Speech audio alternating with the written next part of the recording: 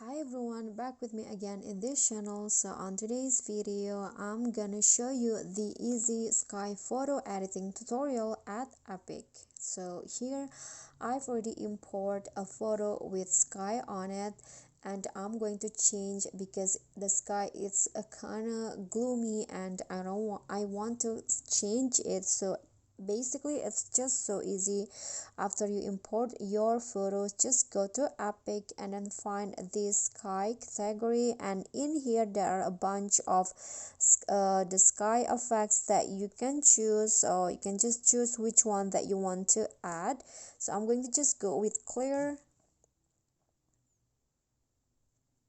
Okay, so here is the result, and you can always do some adjustment. You can lower the filter. I'm going to lower the filter into like around 20, and then the age I'm going to just leave it as it is, and you can always adjust the opacity of the sky.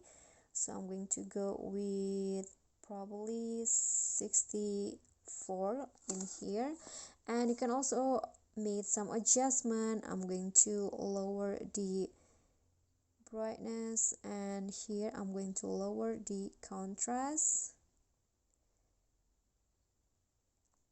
and the saturations. I'm going to lower it a bit, and here you can also adjust the vibrance.